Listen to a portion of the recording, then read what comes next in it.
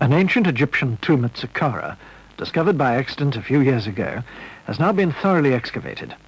It's one of the really important Egyptian finds in recent years, and in this, the final season's work with the digging behind them, I joined a team of archaeologists who are engaged in the checking of details and drawings in preparation for the final report. Dr. Geoffrey Martin of University College London is directing the project for the Egyptian Exploration Society of Great Britain.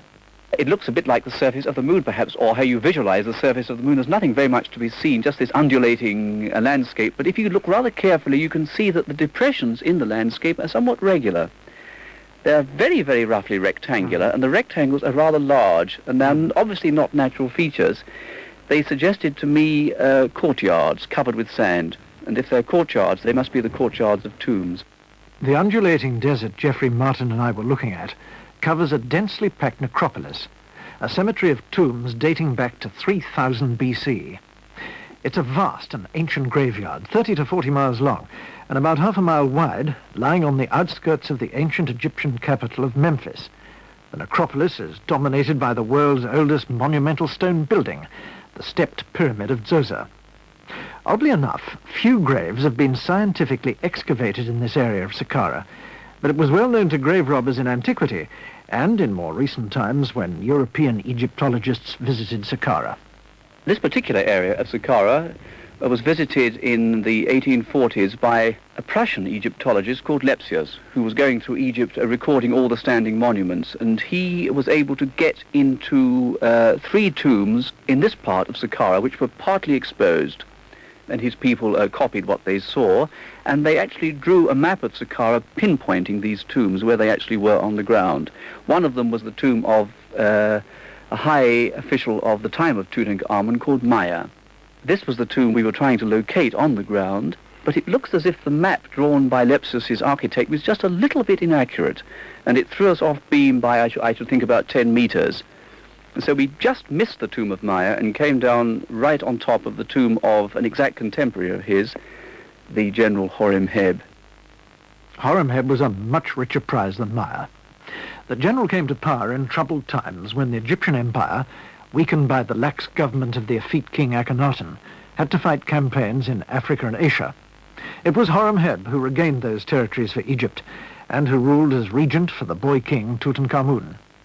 As regent, he had a reputation for being a tough and successful ruler, wielding draconian powers. As you might expect, a man like this made sure that his tomb would be a memorable one, and the first that Geoffrey Martin saw of it was the top of a pillar as workmen shoveled away the sand covering. This particular one we're standing opposite now, this was the first one we actually discovered. The top of it started coming up about 2 days after the excavations opened. It's about 10 feet tall, sitting on a plinth. Yes.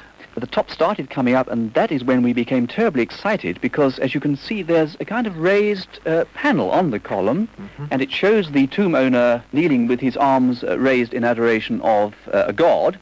The figure of the god is terribly weather-worn, but the figure of the tomb owner is perfectly clear, and what is so important, what was so exciting to us, the fact that his name is preserved, and it reads Horemheb, and you can just make out, although it's terribly damaged, you can just make out his title, and it was, as the Egyptians called it, overseer of the army, or as we would say, general. So we knew that we had the tomb of one of the most famous officials of his time, the commander-in-chief of the army of Tutankhamun. It was known that this tomb must exist somewhere in Egypt because blocks from it were found in the early years of the last century, blocks which are now in certain museum collections throughout the world. So the tomb was known to exist, but nobody knew exactly where it was. But now we also know exactly what it looks like. At ground level, it's laid out like an ancient Egyptian temple, with colonnaded courtyards, a statue room, and at the end of this complex, a room where offerings were made to the gods on behalf of the dead man. Some of the walls were plastered and painted by first-rate artists, who may have worked for Akhenaten at Amarna. You can detect their style in the superb reliefs in limestone blocks that line many of the walls. The walls were lined with slabs of very, very fine limestone. We see some here. And these slabs of limestone were in turn carved and decorated with scenes illustrating episodes in the career of the great man as a military commander and as an official of state.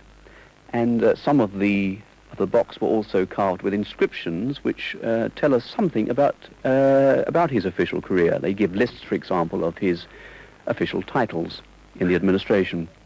You've got some inscriptions there on the doorway. You've covered them with plastic at the moment. What's underneath that That's plastic? just to protect them from the weather, of course.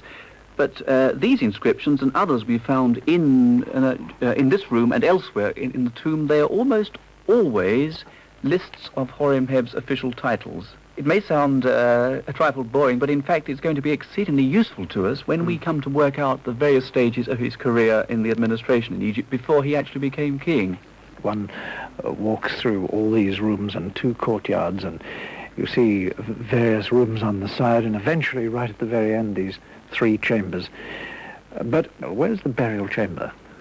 Well, as we were excavating the tomb, we were locating burial shafts all the time. We found a very, very deep one in the first courtyard, which we've just passed through. We investigated that at the end of our second season, I think it was, and then we sealed it off. It's very dangerous to leave these shafts open, you see, so we put a concrete slab on the top of the shaft to seal it. As we moved further westwards into the tomb, we found this. We are now standing over the top of it, the principal burial shaft of the tomb, which was designed for Horemheb and I think his 2 wives. This accessible part of the tomb was only like the tip of an iceberg. Underneath there was a labyrinth of passages, which twisted and turned in a way designed to confuse any ancient or latter-day tomb robber.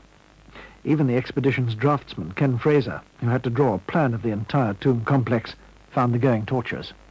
It's a climb down of some 10.5 meters, facing, as you get down to the bottom of the shaft, facing south, you find yourself in a narrow passageway which leads through to a small vestibule, probably about 5 meters by 3, or rather less as it gets narrower as you get in. Can you walk along these passages, or do you have to crawl? At first it was a crawling job, and as we cleared it, then of course you can walk, and today the place is beautifully clear. You can walk from chamber to chamber without any let or hindrance. How many tunnels and stairways and shafts did you have to negotiate before you got into the chamber where Horemheb's sarcophagus was supposed to have lain? Right. Now we get down into this deep shaft here. We proceed along a passage and we find the first chamber, which we called the sarcophagus chamber because it has a sarcophagus stone pit in it for a sarcophagus, which has since disappeared. That we thought might have been the end of the story. However, coming out of that again, we find that there is a small hole up on the side of this first descent we have made, and if we climb up into that, and this is yet another ladder job, we find ourselves going along a passage and into another pit, which finally opens into yet another ornate burial chamber, which we call the panel hall, very elaborately panelled with red and black paint. But from going through the bottom of that, and through the panelled hall, you then find yourself going down a series of stair descents leading into yet a third and final elaborate hall, which we call the pillared hall. So it was a bit like following a snakes and ladders board, going down and sideways until eventually you reach the bottom. And how far down was that?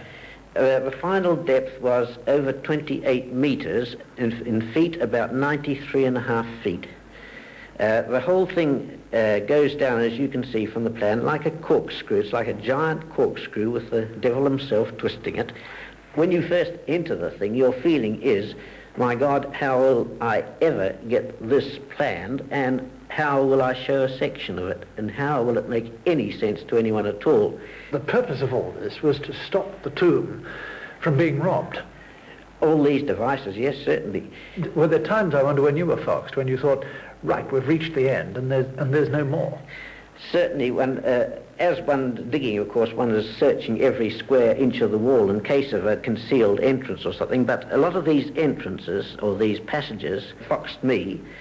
But the people who actually robbed the tomb in the first instance, probably not too long after the end of the 18th dynasty, would have perhaps had, or almost certainly have had, knowledge of the layout of the tomb, because they may have been the actual people who worked in the excavating work of the tomb, the preparation work, or their sons or other people who lived with them.